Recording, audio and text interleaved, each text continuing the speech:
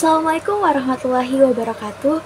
Hai semuanya, perkenalkan saya Cahya Amana Sukma dari Prodi Pendidikan Bahasa dan Sastra Indonesia kelas R8G dengan NPM 20212121515. Pada video kali ini, saya akan menjelaskan beberapa materi di pertemuan sebelumnya untuk menyelesaikan tugas akhir pada mata kuliah Akhlak dan Etika. Saya akan membahas beberapa materi, diantaranya yaitu yang pertama, etika Islam dalam demokrasi dan penegakan hukum, lalu yang kedua, pembinaan akhlak dalam kehidupan, dan yang ketiga ada pencegahan dan penanganan kekerasan seksual dalam Islam. Baik, langsung kita ke materi yang pertama, yaitu etika Islam dalam demokrasi dan penegakan hukum. Demokrasi adalah sistem pemerintahan yang memberi kekuasaan kepada rakyat untuk menentukan pemimpin dan kebijakan. Dalam Islam, demokrasi Barat dikritik karena meletakkan hukum pada manusia, bukan pada syariat Allah. Meski dengan begitu, Islam tidak menolak prinsip-prinsip demokrasi seperti musyawarah, keadilan, dan kebebasan berpendapat, selama itu tidak bertentangan dengan ajaran agama Islam. Kepemimpinan dalam Islam adalah amanah yang besar yang harus dijalankan dengan tanggung jawab di hadapan Allah Subhanahu wa Ta'ala. Seorang pemimpin ideal harus meneladani sifat-sifat Nabi Muhammad, di antaranya yaitu jujur, amanah, cerdas, dan komunikatif. Menurut Imam Syafi'i, syarat pemimpin mencakup kemerdekaan, kecakapan ijtihad, keadilan, dan kedewasaan berpikir.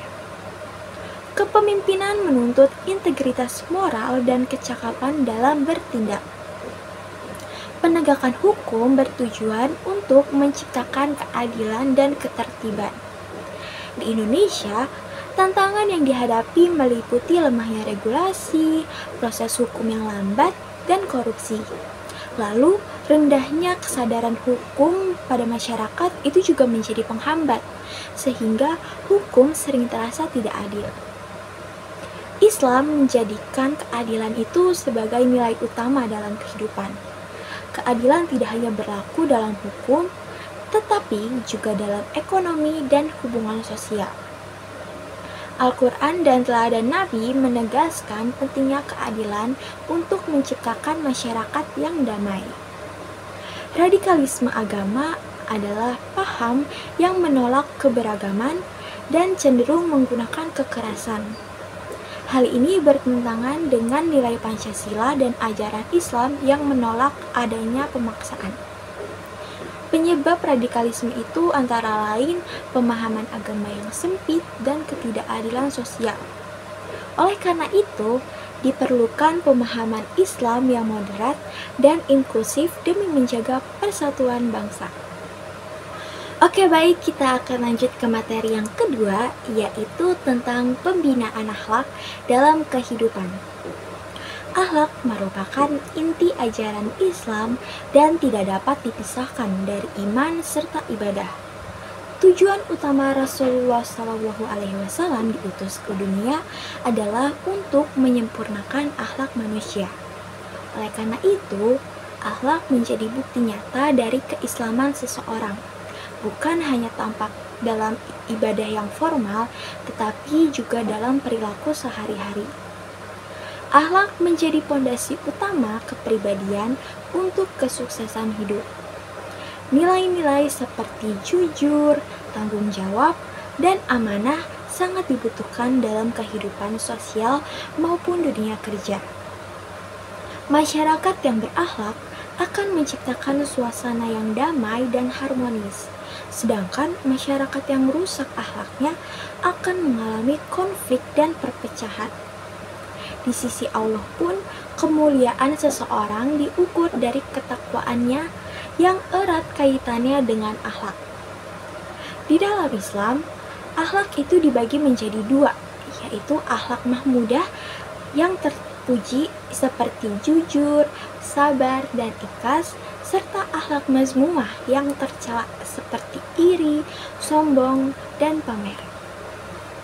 Akhlak terpuji memperkuat diri dan hubungan sosial, sementara akhlak tercela membawa kerusakan dan menjauhkan diri dari rahmat Allah. Pembentukan akhlak dipengaruhi oleh faktor internal seperti iman, niat, dan kesadaran moral, serta faktor eksternalnya itu seperti keluarga, pendidikan, pergaulan, media, dan budaya. Semua faktor tersebut saling berperan dalam membentuk pribadi yang berakhlak baik. Metode pembinaan akhlak meliputi pendidikan sejak dini, keteladanan, pembiasaan, nasihat, lingkungan yang mendukung, dan pengawasan serta doa. Keteladanan dan pembiasaan perilaku yang baik harus dimulai dari rumah, lalu didukung oleh lingkungan sekolah dan masyarakat, serta diperkuat dengan pendekatan spiritual kepada Allah. Jadi, kesimpulannya bahwa pembinaan akhlak itu adalah tanggung jawab bersama antara individu, keluarga, pendidikan, masyarakat, dan negara untuk melahirkan generasi yang tidak hanya cerdas, tetapi juga memiliki karakter moral dan spiritual yang kuat.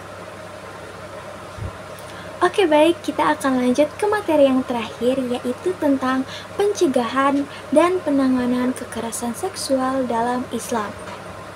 Pencegahan dan penanganan kekerasan seksual atau yang disingkat dengan PPKS merupakan upaya sistematis untuk melindungi individu dari kekerasan seksual, terutama di lingkungan pendidikan tinggi.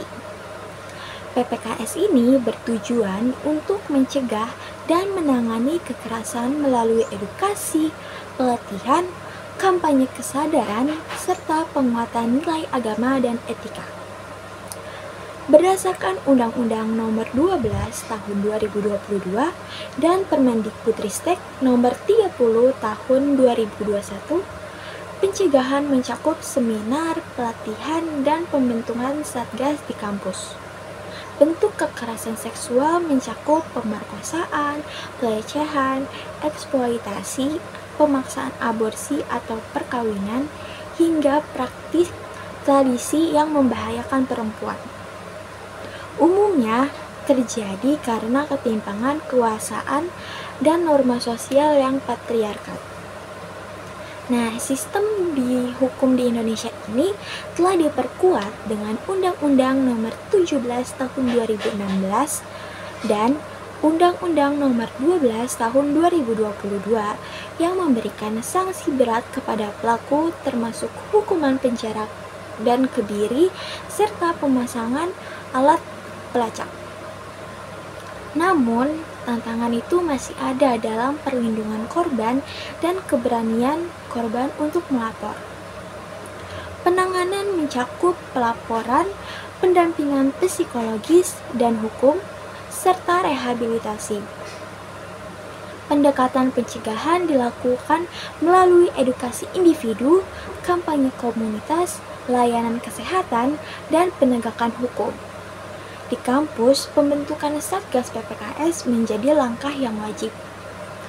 Pendampingan korban itu bertujuan untuk memulihkan martabat dan memberikan perlindungan. Nah, layanan ini melibatkan beberapa pemerintahan, kampus, LSM, dan masyarakat secara kolaboratif. Dalam Islam, kekerasan seksual merupakan dosa yang besar dan pelanggaran terhadap kehormatan manusia. Islam menolak segala bentuk pemaksaan seksual termasuk pemerkosaan dan pelecehan.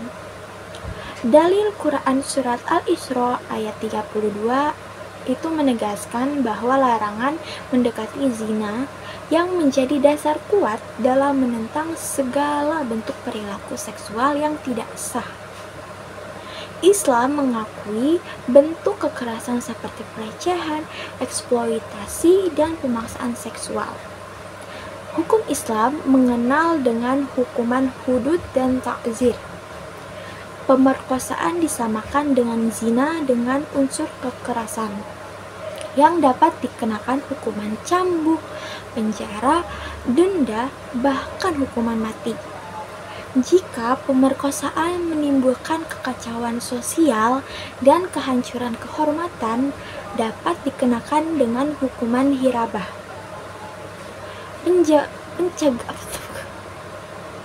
Pencegahan dalam Islam dilakukan melalui pendidikan akhlak, menjaga pergaulan dan pandangan yang tertera pada Quran Surat An-Nur ayat 30-31.